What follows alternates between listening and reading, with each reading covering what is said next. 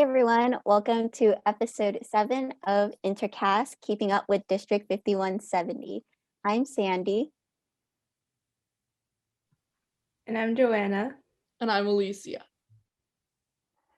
And today we have some guests to join us to talk about and recap on our events, area-wide, district-wide, and on the school level as well. So guests, please introduce yourselves.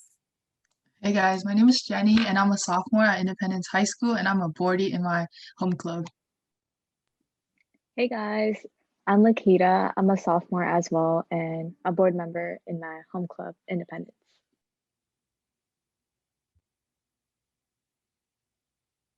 Hey guys, I'm Rodrigo. I'm a sophomore and I am the secretary for my home club. And I go to Cape San Jose Collegiate. Hi guys, my name is Alvin. I am a junior at Independence High School and I am serving as one of the co-media coordinators for our home club.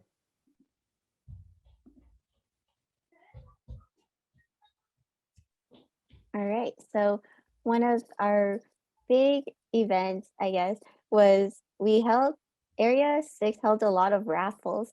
So we had Independence's winter raffle, an Appa sweater raffle, and a game show raffle. So Alvin, you can get us started on talking about those. Okay, so for our Independence winter raffle, we raffled off a set of AirPods and a Miniso plushie, and it lasted from January and it's supposed to end on February 28th. And each raffle entry was $2. And so far we have raised $30. Okay, so for the Interact area Appa sweater raffle fundraiser, it is for Holiday of Hope. It began on February 8th and it already ended on February 14th.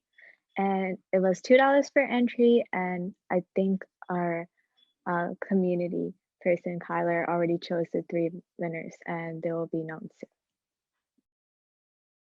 You can talk a little bit more about Holiday of Hope as well, because it ties into that one. So for Holiday of Hope, we are basically did bingo dares as well to collect as much money as possible to make packages for homeless people. And this week we are going to create a package for the homeless people, and on Saturday or Sunday we are going to deliver it to the homeless shelters. Nice. And then we also had a raffle during our Area 6 game show a little while back. And it was just like a really big basket of a bunch of goodies and snacks and plushies and stuff. And our winner was Amanda Vu. And we raised a significant amount of money from that raffle as well. So it was pretty good.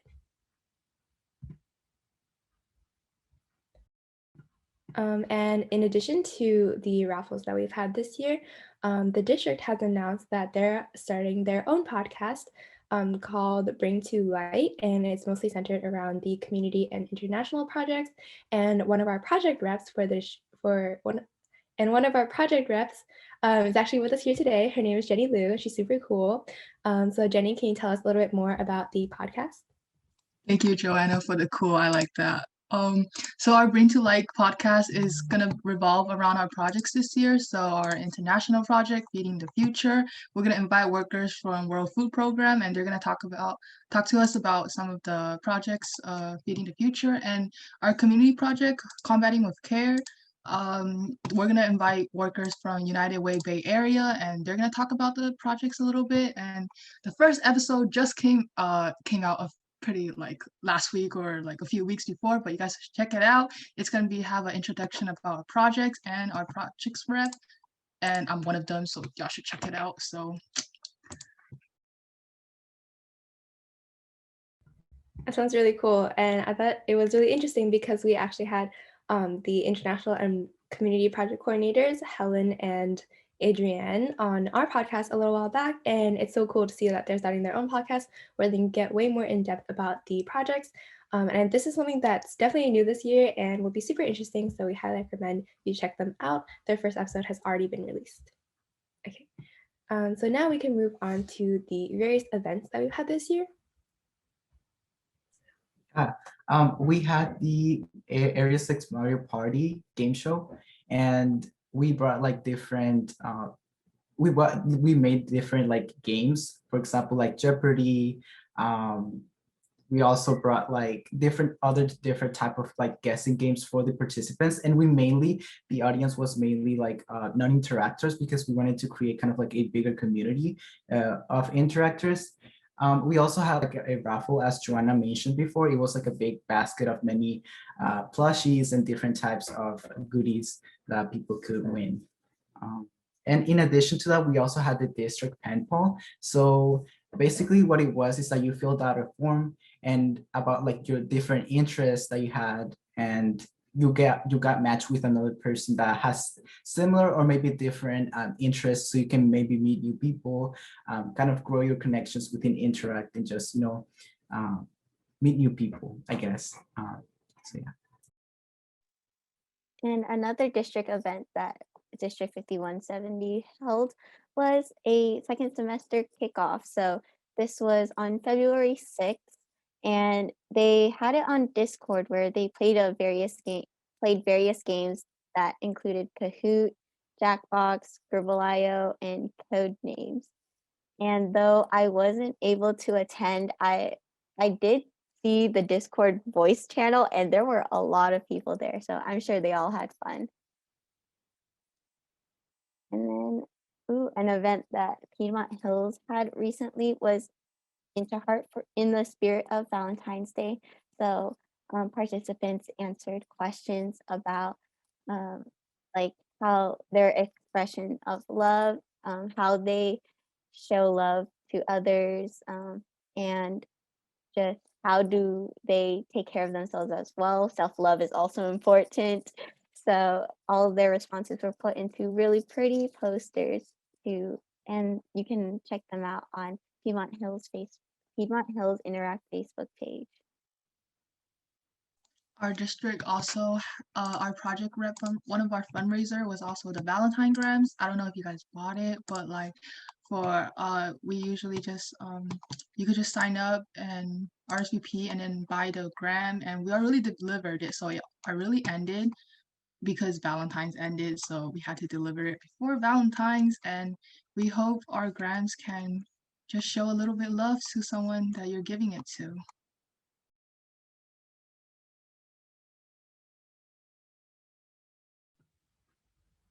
Additionally, we also had a few weeks of service throughout the area. So it was a bunch of collabs between the schools in our area. So Charlene Nguyen, who is our service coordinator, helped to organize them. And for Independence and Milpitas, they held their Cards for Encouragement event. So would Alvin like to kind of go over how that went? Okay, so Independence High School and Milpitas High School, as Joanna said, we had Cards for Encouragement, which was held on February 5th.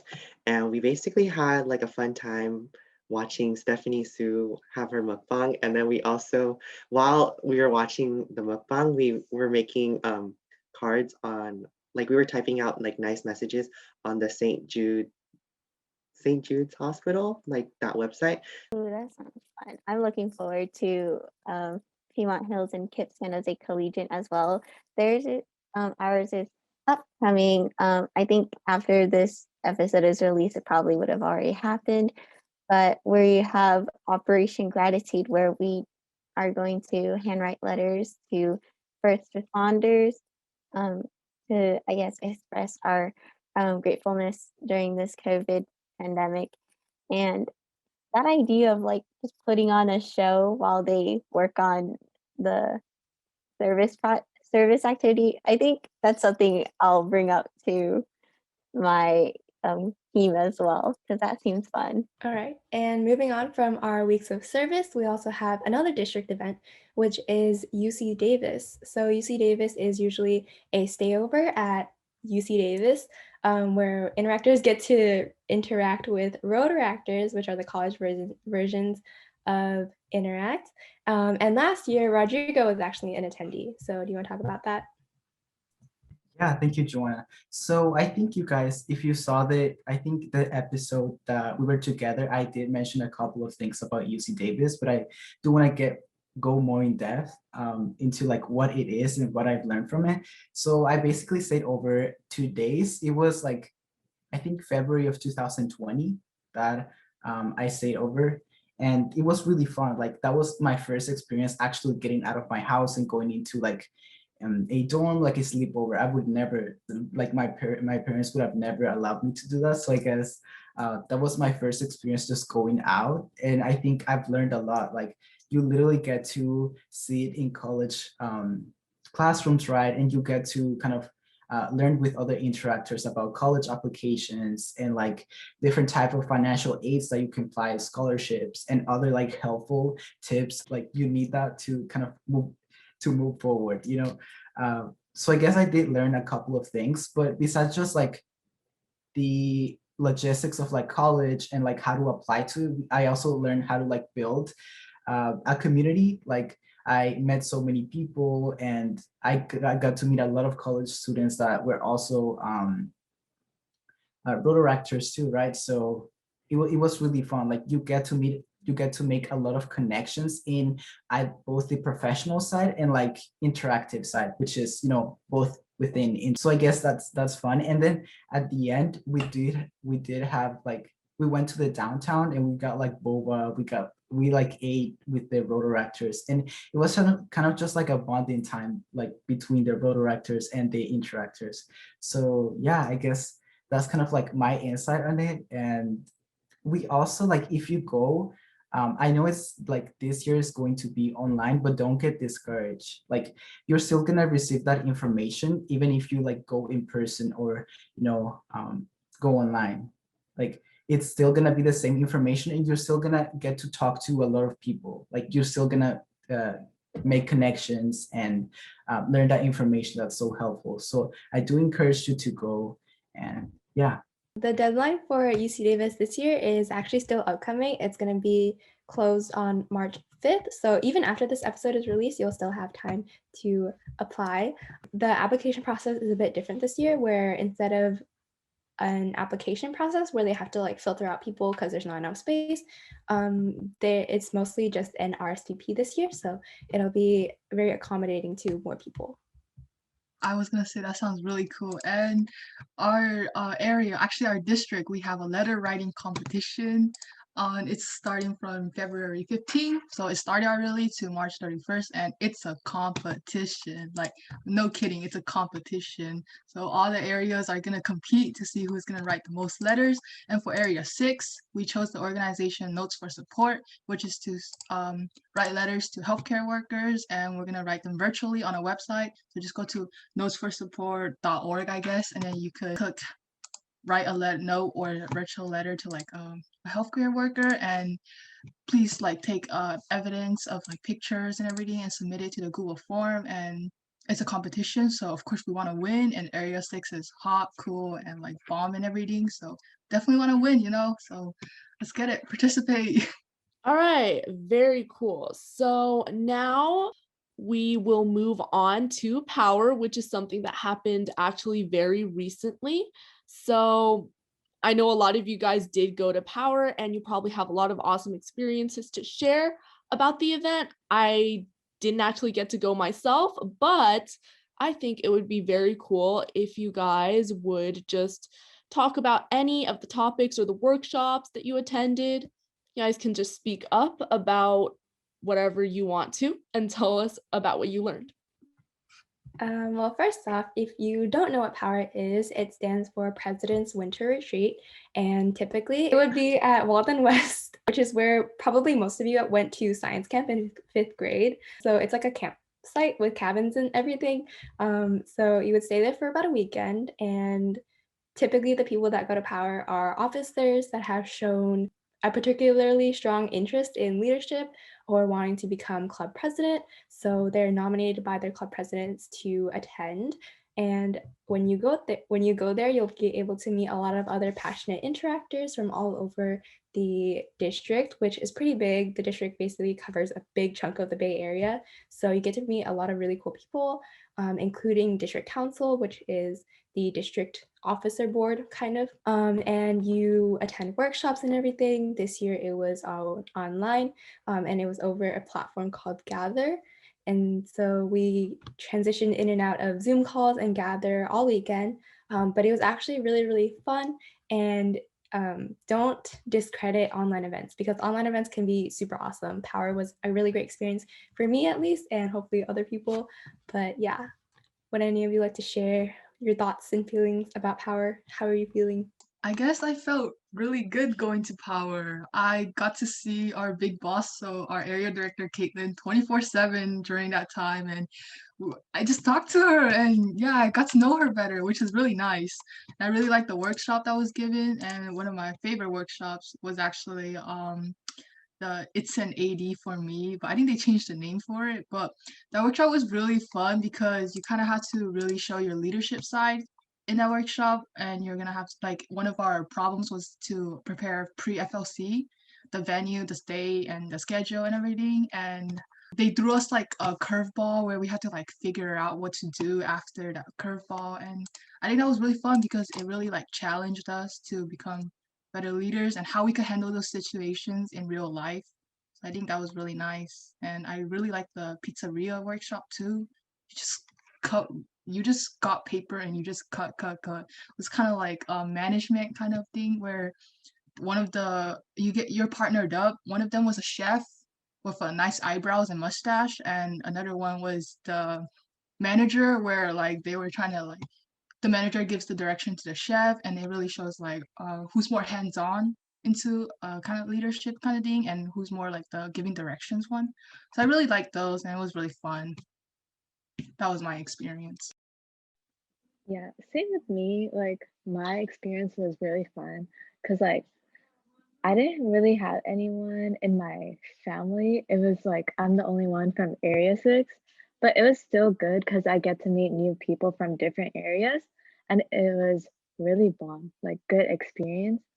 For workshops, same with me. Like my favorite one was it's the AD for me. We were in like groups. I was in a different group from Jenny. I was in the planning for charity dinner with Caitlin, and yeah, it was. I was like, wow, it's stressful, but it was still fun at the same time when they were planning and everything. And I believe like communication is the main key to plan everything and ahead of time. And also for the pizzeria, I was the manager because I'm not good in hands-on learning, so I was better at giving directions, which I did. And another favorite memory for me was like speed dating. It was like a game, and it was really interesting and fun thing to do because it was like 5 minute talk with random people that you don't know. And everyone was not awkward. Everyone was like talking and we were getting to know each other. Yeah, it was fun experience for me. I agree. We had a free time section portion of the event, and we got to like play different games and choose what we wanted to do.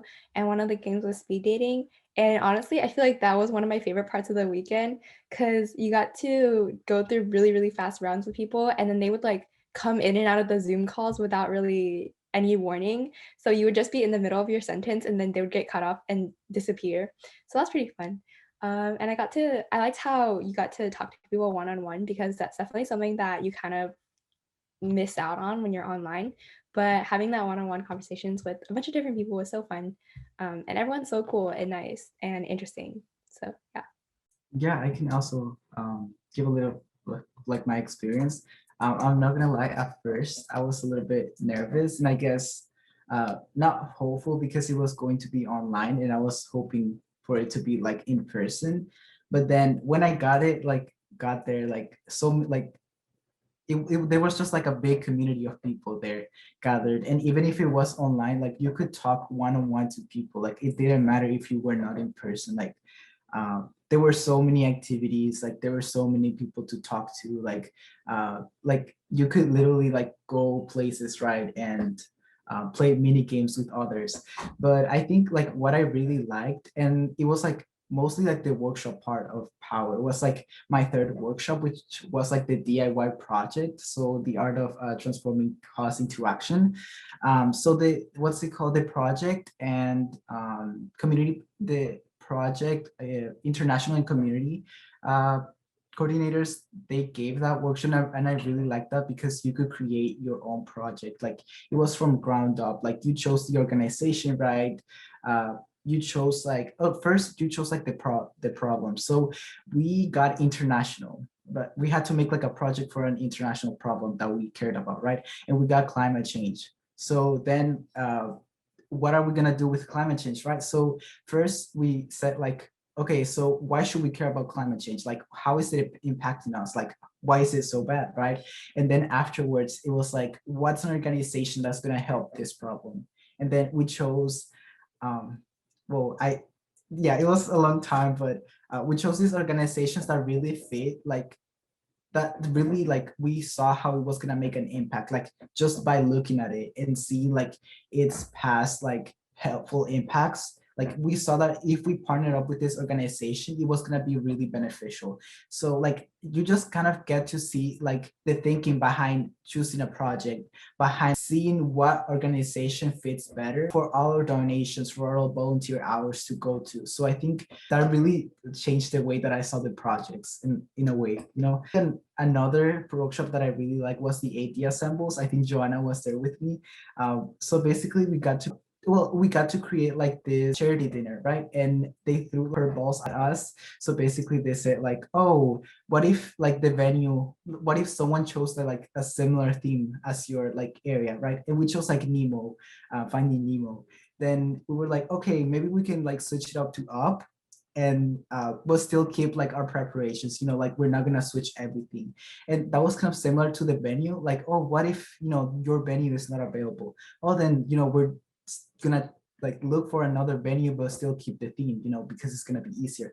So kind of just those workshops really teach you the way like those people that you see, like the coordinators, like the officers within like the, you kind of see the thinking behind what they go each day through the positions, right? It's not like, oh, you know, they're there. You kind of just get to like step in for a day and be in their shoes and create like the things that they create constantly. So I guess that's the way that I look at Power, which I really liked. And then aside from that, in my free time, I did play Scriblio. So I guess that was like what I spent like 2 hours on. So yeah.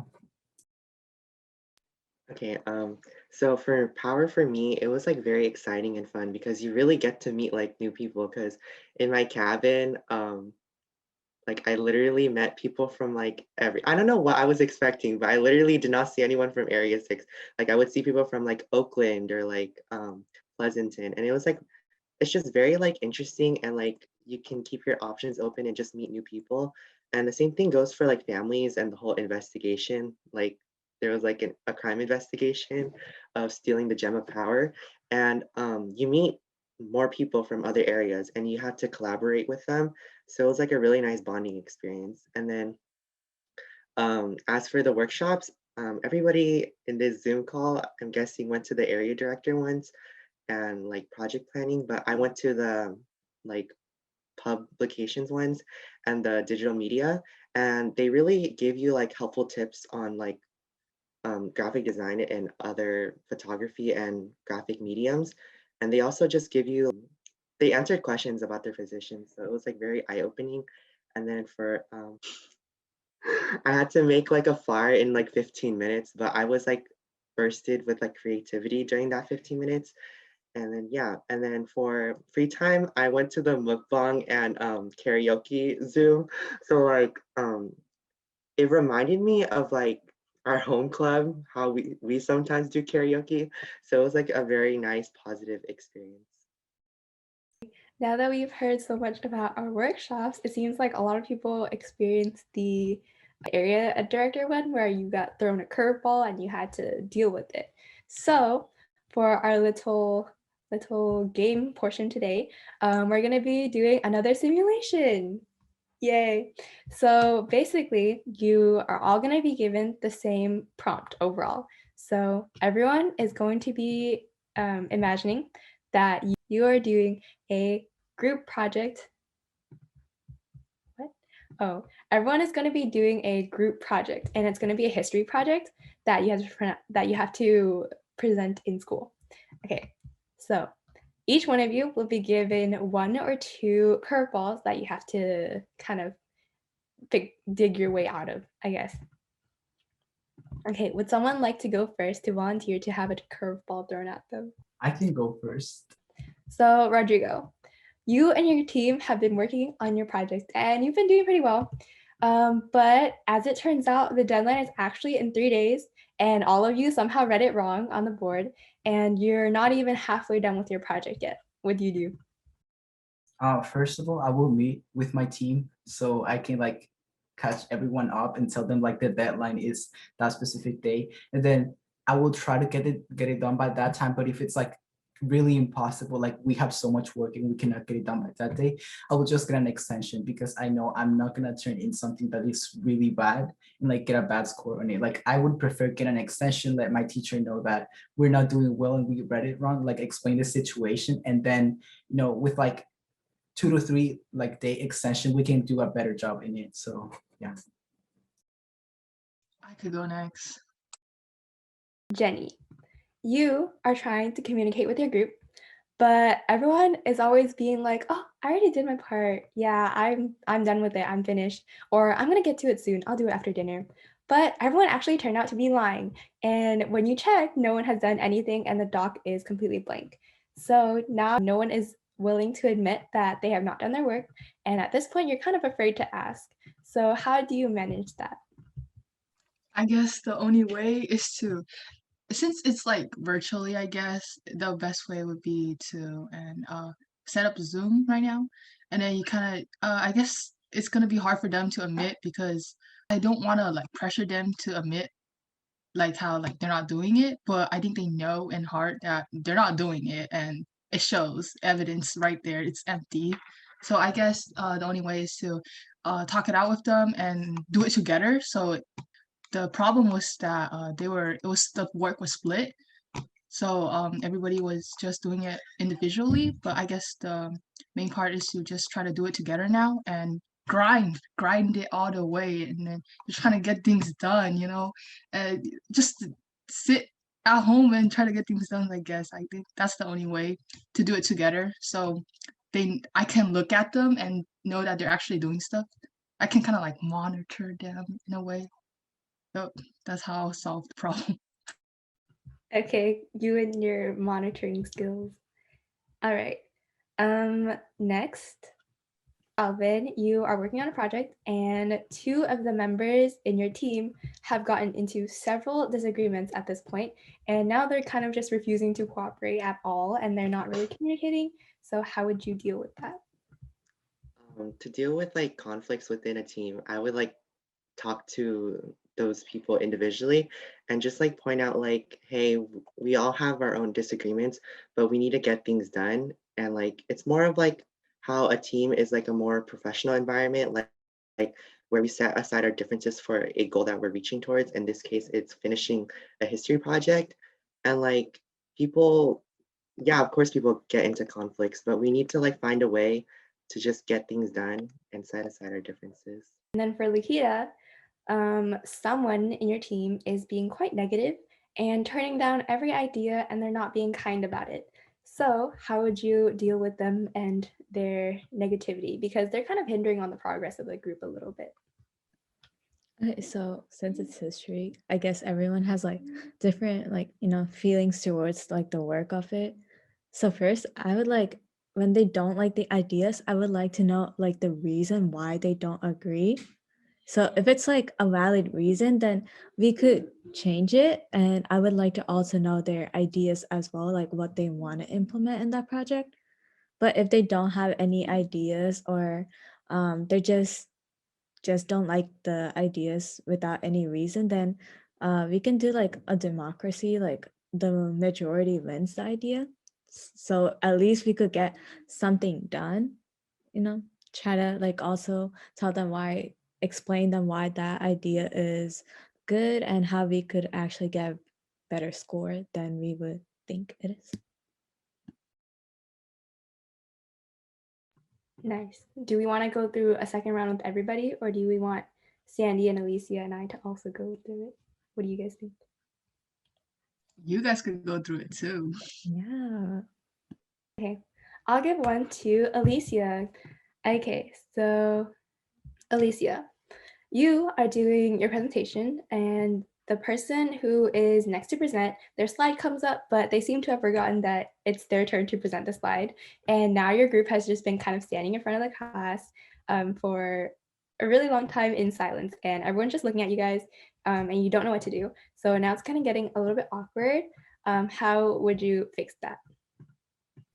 It really depends on how long I think we've all been waiting, because obviously if it's just a case of stage fright, because I get that all the time, I would give it a few minutes. But if it's been longer than that, then since it's a slide presentation, I think I would just cover for them and read the slides, because when you're up there in front of the classroom, there's not really like any really effective way that you can communicate with your group members. So I think if it's something like that, it's okay if you do like a last minute save like that, even if you're just reading off the slides and your group's points might get kind of docked because of it.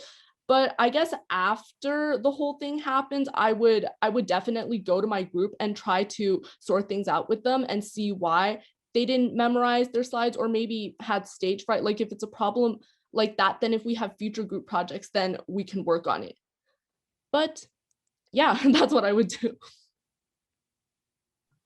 Awesome. Okay. So the next one is for Sandy, because it's an in-person presentation, and instead of a slideshow, you have a poster board because it is now a science fair project. It's a trifold poster board, by the way. They forgot to bring the project, and now you don't have your physical display. So what do you do? And it's the day of. It's now or never. Well, I guess I'm assuming that we have like the content down somewhere. I'll probably ask my teacher if I could come into class early and maybe do it, like copy everything I had on the trifold onto the whiteboard. I think that's what I would do. Yeah. All right. So you were assigned a video project, but the person who was supposed to edit the finalized video and turn it in has not done that. The teacher has not received the video and no one else in your group knows of this. So now your project is late and your group is getting points off. How will you deal with the consequences? Considering that it's already late, there's not much you can do to like fix it. It's more of like how you would respond to it, I guess. So first I would go to my group and be like, hey, what happened? Like I thought we were in this together. And kind of see why they failed to turn it in on time. And then I'll talk to them about that. And then I would go to the teacher and be like, hey, there's been some kind of miscommunication or misunderstanding. And we really did put effort into the project, but unfortunately, we just turned it in late. And is there any like work that we could do to make it up? Or is there any way they could be understanding of the situation? And trying to deal with that. But if not, points off are points off. Like sometimes you've just done the most you could and it just doesn't work out. And you can just take that as a lesson to learn from and move on. Likhitha, you get the next one because you talked. In this one, you are in the middle of presenting a science project. So it's like in the cafeteria, you got your trifold boards, but all of a sudden the building is on fire. So how do you save your presentation? You're in the middle of your sentence. You're trying to explain your hypothesis right now, but the building's burning down. What do you do? I would be like, guys, it's on fire. We should run. Let's run. Like, who would listen when like the building is on fire? So I would run. I would just grab my science project just in case and run away. Yeah. As a leader, you would tell your group to run in a fire, like while there's a fire? No, like run opposite. You don't want to stay near the fire. But what if people start trampling each other? What about the single file lines you're supposed to be in? Do you think in a pandemic, do you think people would actually form a line and go? I think they would be in a rush. They'll just try to stay themselves and like probably harm others. But let's see. Hopefully they are calm and we'll form a line and leave. Line leader, like how we did in elementary. Yes. Good. Make sure to take fire safety seriously. Okay. Next person is going to be Alvin. So for this project, you have to come up with an idea with your group. And your group has a really amazing idea, and you guys all love the idea. However, you guys need to get teacher approval in order to move forward with your project. And then when you go to your teacher to get approval, the teacher is like, no, this can't work. This is not a good idea for your project. You have to do something else. How would you deal with that? First, it depends on what the project is, because if it's like a safety hazard, then yeah, obviously we need to find like an alternative project or idea, or at least try to revise the current one. But if it's something in terms of like logistics or like idea, I would just try to convince the teacher to, because like we're trying to show our passion for like a project because everyone really likes it. So yeah, I would try to get the teacher on our side and try to approve it. Nice. It's nice that you stick by your idea. Okay. Next one is for Rodrigo. And in this situation, one of your teammates has really, really bad stage fright, and they're really, really struggling to present their lines, but the rubric states that everyone in your team must present. How do you deal with that? First of all, I do want to know, like, did I know about this before, or was it just like a momentary thing? They mentioned it before, like before you're presenting. So like if they mention like before the presentation, I would like first go over the presentation with them and maybe like have a practice, like, okay, maybe say it out loud. Tell me like how would you say it in front of an audience? So I would not just let them go, even like knowing that they will have stage fright. I would like first make sure like, okay, are you able to say it? Just like, maybe say it once or twice so you kind of lose that stage fright, or maybe you're less nervous when you go. But if it's momentarily, then I would kind of just set like a little time aside from the presentation to talk to them, because we know that everyone has to present, right? And even if they cannot present like that time, then then we can just like, I can just like go over that slide for now and then talk to the teacher later, and tell them like the situation. Like maybe they can present like a separate slide in their own time and present it to the teachers. So maybe that could be better and they're not in front of like a bigger audience, but just the teacher. Okay, cool. And then we're gonna do our last one for Jenny. And this one's a little bit different. So this one, you're planning a charity dinner. And you arrive at your venue, a bunch of people are there, but the host of the charity dinner, so the MC, and all of the performers who were supposed to be there are not there. There was a really bad traffic jam in the area. But it's already like 6:10, 6:30. Time is approaching fast. The guests are already starting to arrive. What do you do? So you're telling me it's just me and the guest right there, and everybody else is late. You, your guests, and a couple of officers. I'll give you that.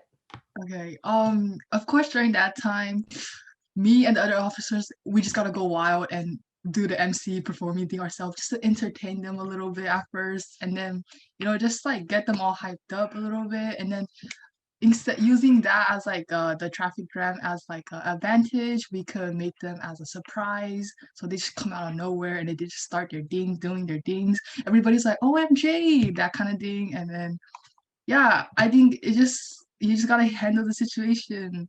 I think me and the other officers just gotta take over at first and just do what we gotta do. I don't know, make this not awkward. And then the rest, they can come and be the surprise and everything, and it could still go smooth. Yep, that's what I'll do. Do you have a joke you can crack? No, I'm not good with jokes, bro. I guess the only thing we could do is karaoke at first, like that's the best thing. Get them like in their mood and everything. But what if your backstage committee hasn't gone there yet? What about you guys haven't set up all the microphones and the sound equipment? How are you going to do karaoke? Why don't you just do Exactly, off-key singing. It's okay. Off-key singing is all right. We always do that. It's fine. Okay, now that you've gotten to see how different types of leaders would deal with certain situations, we can go ahead and talk about leadership styles.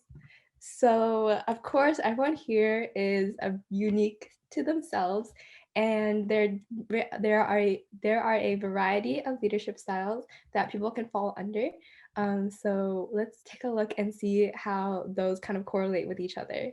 Basically, last time at an officer meeting, so this is why we kind of took inspiration from Caitlin Tran, we kind of discussed different leadership styles that basically fall into like 4 different categories, and you can share traits of all of them actually, but so here they are.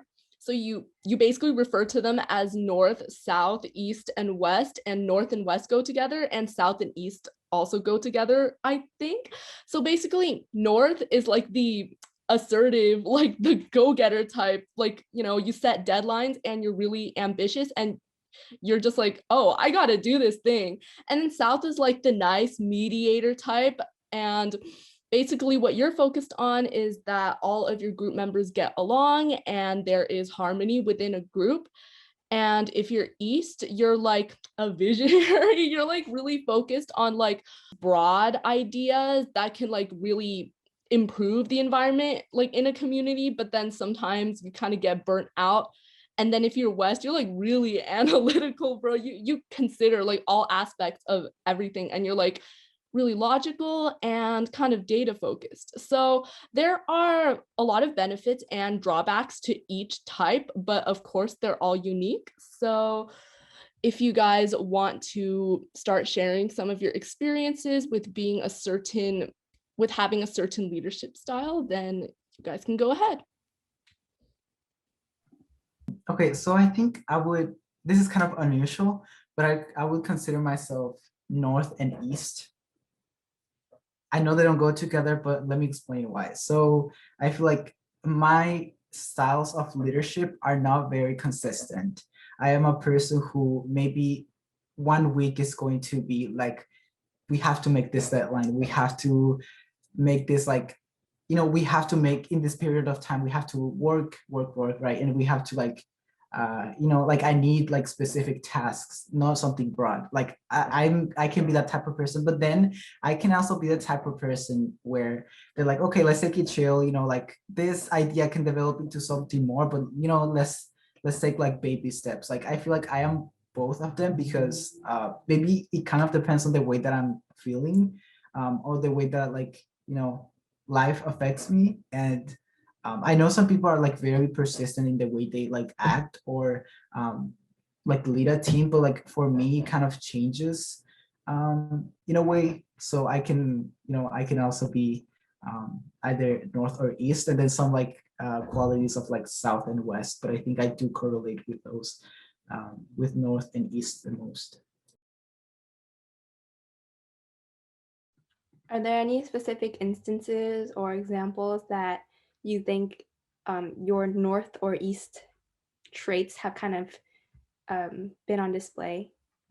Yeah, I think north, it was not from school, but it was more for like, so I'm part of the debate team, and we kind of had to make like this speech, right?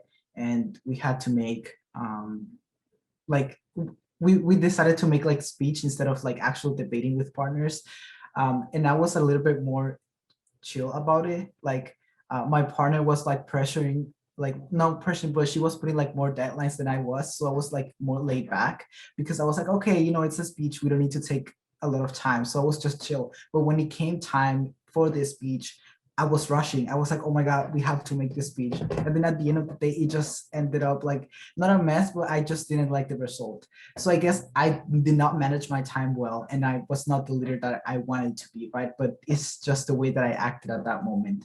But I think North, when I kind of, I'm more North when it comes to like school presentations. Like I really like to make timelines, or at least have something done. Like say like, okay, I don't like to possibly think about something. Like I want to know what are like what's gonna get me, like what's gonna get me from step A to step B. Like what steps do I need to take?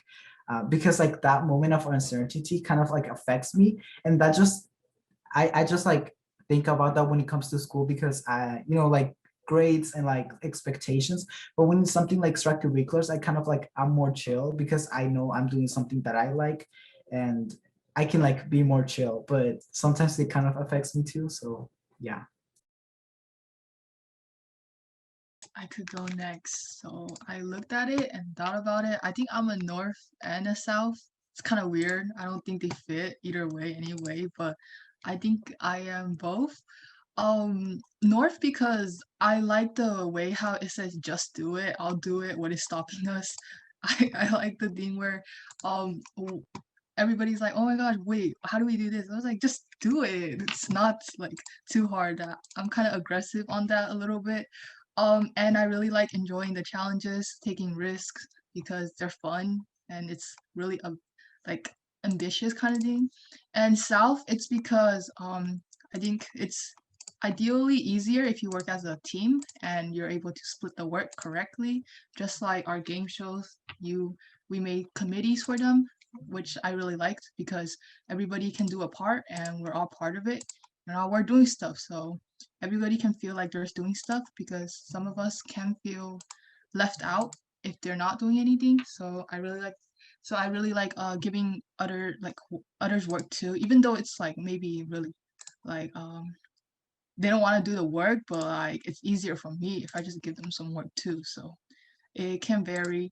And in some in power during power, one of the workshops, I think both of these showed because in the workshop it's being an AD for me. I guess North is when no one was talking during like the workshop and during the group that I was in, no one was talking. Everybody had their camera off and I was the only one who had it on, which is really sad.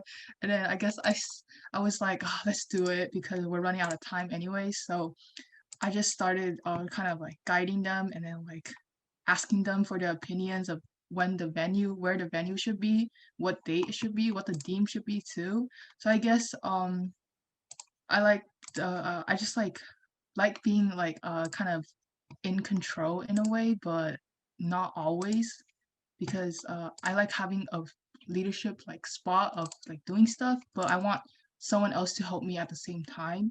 So like when we were presenting, I was gonna be the only one presenting because we did not rehearse and we ran out of time. So I thought I was gonna be the only one presenting, but what I did was instead I kind of private messaged one of the girls who were in my team who contributed to the idea and asked her if she could contribute actually like present one of the parts. So I feel like both of those shown through that workshop and I actually like it.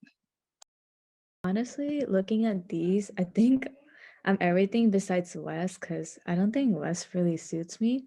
I say all like North, South, and East because they're like specifics that I showed, especially during Power as well. Like for North, like Jenny, during like the workshop for it's the AD for me. Same with my group. They like I don't think they wanted to do like the first talking. So if you just like nobody talks, we won't get the work done. So I started the talking. I randomly gave the ideas to see if they agree or if they want to change something. That's the way like I kind of took on control of to have them also like communicate back with me. And for South, I'm like a person who's like fair. I would divide the work equally. So it's not like too much work for one person and less work for another person. And for East, I would say I like to explore. Like I wouldn't be just like doing like something that works like over and over again, I like to try new methods to see if they also work. So it won't be like something repetitive, it would be something new as well. For me, I think I'm north, south, and west now that I look about it. Like there's some aspects of all the three that I really resonate with. As for north, I am kind of assertive sometimes and decisive because I don't really like dilly-dallying when it comes to decisions. And that kind of goes with what Jenny said about just doing it. Because like if you're really scared of the risks, like it should be like a yes or no and not just debating on it. Because like I feel like if you really want it, you should go for it, you know? And then, yeah, I really like variety, you know? Like I like many options. I don't like to be restricted to one. But then as for South, like my friend called me a people pleaser. So I think that kind of reminded me of like what South is. And that's kind of just like, okay, it might seem like negative to say that I'm kind of like a doormat where I can't say no to people, but like sometimes I just don't want to have conflict, you know? Like I'd rather just take up more work than like to just argue with people. But like I also like when we all work together as a team towards a common goal. And yeah, and then for West, that kind of goes with like reliability. Like I know a lot of the board members and like other officers, they tend to like reach out for me for like flyers and other like things that I do as a co-media. So I usually respond really quickly and I usually get stuff out really quickly. Like I'll do it on the same day, even if I'm busy with my classes. And I tend to follow procedures and I will weigh all the sides of the issue. For an example of like, what's it called? Hold on, I'm looking at it. Willingness to believe and accept others. This kind of goes with like board interviews because as an officer, we do interviews, right, for board members, like potentials. And for second semester board interviews, there was this one applicant who had potential and like no one was really, because I think they were going to reject them, but I didn't know what was going to happen because no one was saying anything, like no feedback or whatever. So I just started to advocate for that person because I believe that they had the potential to be a good board member and a leader. And I think they're doing a good job. I identify a lot with a South leader, and he used all the terms that I talked about during the officer meeting: people pleaser and a doormat. So I am the type of leader to get a consensus with everyone, and I want to work on it because I'm like, I know what my answer is, but I have to ask everyone else, which just wastes time and energy, and I would seem like a pushover. So that's something I really want to work on. It's just like my inner thoughts. I already have the decisions, so I might as well just delegate them. Yeah. And I sort of identify with East where they see the big pictures. I wish I had a little bit of West in myself that looks at details because I just, I don't know, I just see the big picture. And when I don't have the details, that's where the plot holes are. I also ended up in the South category during our officer meeting. But the more I read the chart, I kind of realized that I think I'm more West, which is kind of like the opposite. But I feel like I'm mostly West mixed with some North and South because I feel like generally I like to be very practical when it comes to being a leader. You know, like you have to kind of just do what's best and you have to keep the big picture in mind but also not forget about like the smaller details and the steps that it takes to get to the goal. And I think I do kind of like look at things objectively, but in the possible problems with this style portion of West, it also says maybe resistant to change, but I feel like I'm not resistant to change. I think I really value adaptability and like being flexible with like whatever comes up.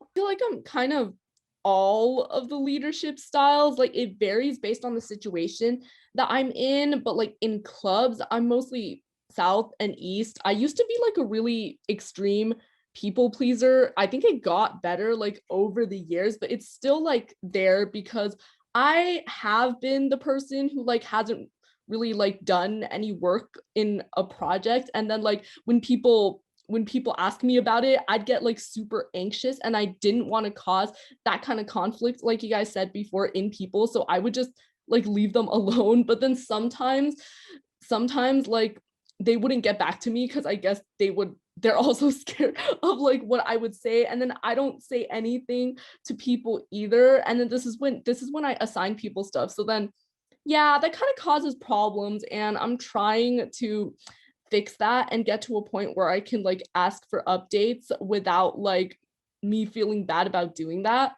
And then on the other hand, I'd say I'm East definitely over West, at least like in terms of clubs and big projects that I have to do. Do any of you think that your leadership styles have either changed or developed more into a certain category as you've grown? Actually, yeah, I feel like especially like ever since quarantine started, I've had to like be more north, which is not something that I've been used to. So it's certainly been, I guess, like a nice challenge. It's because like you guys said, like when you go into a breakout room, it's literally just like people with their black screens and all of their cameras off. And then a lot of the times, since we started off this school year like in quarantine under distance learning too, so then when you go into a breakout room, like half the time it's going to be like people that you don't even know. For me, when it comes to school, like it's kind of been the same for me in terms of being north, because like I'm like the type of person who like cares about my grade. So like it's like my grade is on the line. So like I gotta do something, I gotta lead them. Because like if we mess this up, it's gonna take a toll on me. But when it comes to like Interact, as a freshman, I was like the only board member who was a freshman, or like literally the only freshman on the leadership team. So like I was like really like south in terms of just like watching other people and just like yeah, like watching other people work and just trying to work with them. But now that I'm like an officer, like it really like opened my eyes to be more north and west, to like see all sides of a situation and just analyze. So yeah, that's kind of how I changed over the years in terms of Interact. Oh yeah, for me, I don't know if you guys do this. Sometimes in your breakout room, you get like one of your friends, like someone that you know. This is what we do. Like we private message in like Zoom, or we actually go on Instagram and type like, "Hey, I'll say something first, but you have to reply back. If not, we're not talking." I guess for me, my leadership style definitely changed because I was never a leader. People usually, because I say some weird stuff, so people usually don't take my words seriously that much. Some generally, so I was never a leader. Usually, I'm the one getting carried, especially in sport. And then when sophomore year came, Likhitha and me, we both got rejected by some things, and we got accepted to some things because we did our applications together. So we got rejected to some things, we got accepted to something. Oh yeah, me and Jenny are really close friends, but when we compete, we're very aggressive with each other too. Yeah, Like I know. if We're we, like, we're gonna have a friendly battle. It's yeah, fine. It's okay. We could go for the same position. Let's just see who's gonna get it. Yeah. I guess we got really more aggressive, so towards the north side.